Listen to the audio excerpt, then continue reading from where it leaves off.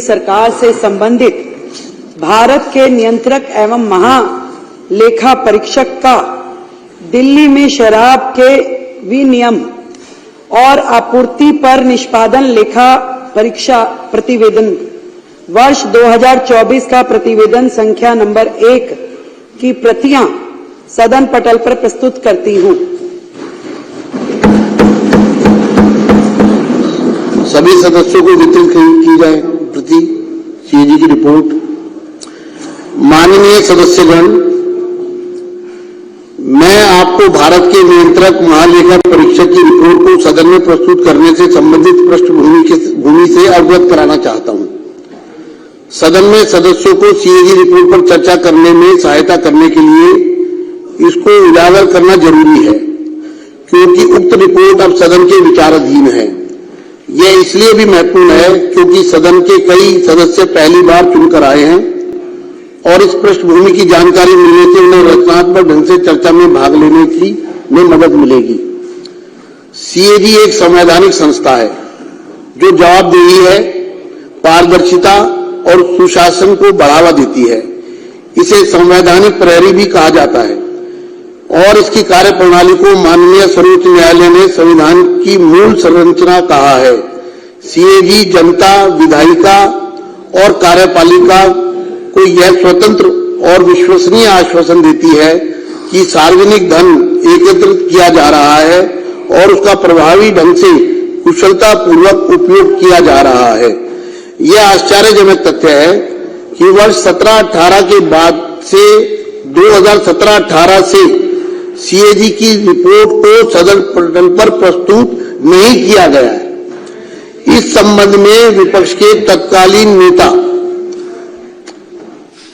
अर्थात उस समय मैं विपक्ष का नेता था, के नेतृत्व में तत्कालीन विपक्षी विधायकों ने, जो इस सदन के सदस्य भी हैं, उसमें से 5 सदस्य हैं, ने सीएजी रिपोर्ट को सदन में प्रस्तुत करने के लिए माननीय राष्ट्रपति, तत्कालीन विधानसभा अध्यक्ष, तत्कालीन मुख्यमंत्री, वित्त मंत्री और मुख्य सचिव से अनुरोध किया था। राज्य की वित्तीय हालत के बारे में जानकारी प्राप्त करने के लिए बहुत जरूरी था। मैं इस बात से बहुत पीड़ित हूं कि सीएजी रिपोर्ट को दबा दिया गया और पिछली सरकार ने इस रिपोर्ट को सदन में प्रस्तुत न करके संवैधानिक प्रावधानों का जानबूझकर उल्लंघन किया। इस संबंध में मैं सदस्यों का ध्यान माननीय उच्च न्यायालय द्वारा रिट याचिका संख्या 1821/2024 में दिनांक 24 जनवरी 2025 को दिए गए अपने फैसले में की गई टिप्पणी की तरफ आकर्षित करना चाहता हूं। साथियों, ये जो सीएजी की रिपोर्ट आज प्रस्तुत की जा रही है, वास्तविकता में एक भ्रांति फैलाई गई, जिसको मैं सदन के समक्ष स्पष्ट करना चाहता हूं कि रिपोर्ट स्पीकर को दे दी गई है, लेकिन हाई कोर्ट ने जो टिप्पणियां की है इस पूरे मामले में, उससे आपको स्पष्ट हो जाएगा कि सीएजी की रिपोर्ट को किस तरह से दबाया गया। हाई कोर्ट के फैसले में कहा गया 39, para 39, it would be sub-purvise of the constitutional mandate to withhold these reports from the legislature for an inordinately long period after the same have been forwarded by the CAG to the concerned government। मैं इसका अनुवादित पक्ष पढ़ रहा हूं। इन रिपोर्टों को CAG द्वारा संबंधित सरकार को भेजे जाने के बाद इन्हें विधायिका से अर्थात सदन से सदस्यों से बहुत लंबे समय तक रोके रखना संवैधानिक जनादेश के विरुद्ध होगा। यह हाई कोर्ट की टिप्पणी है। दूसरा, it is quite evident, 41 para high court के फैसले का, it is quite evident that most of these CAG reports were kept pending with the respondent number 1 Delhi government, respondent number 2 Chief Minister for an inordinately long period of time। यह स्पष्ट है कि इनमें से अधिकांश CAG रिपोर्ट प्रतिवादी दिल्ली सरकार और प्रतिवादी मुख्यमंत्री के पास लंबे समय तक लंबित रखी गई। Para 43, it is also evident that the concerned respondent, Government of NCT, was remiss in forwarding the concerned CAG reports to the LG as mandated under Article 151(2) of the Constitution of India. Even after this aspect was staunchly agitated by filing writ petition bearing number WP 15341/2024। Court ने कहा, यह भी स्पष्ट है कि संबंधित प्रतिवादी दिल्ली सरकार ने भारत के संविधान के अनुच्छेद 151(2) के तहत उपराज्यपाल को संबंधित सीएजी रिपोर्ट अग्रेषित करने में लापरवाही बरती, जब जानबूझकर उसको रोके रखा, जबकि इस पहलू को रिट याचिका दायर करके जोरदार तरीके से उठाया गया था।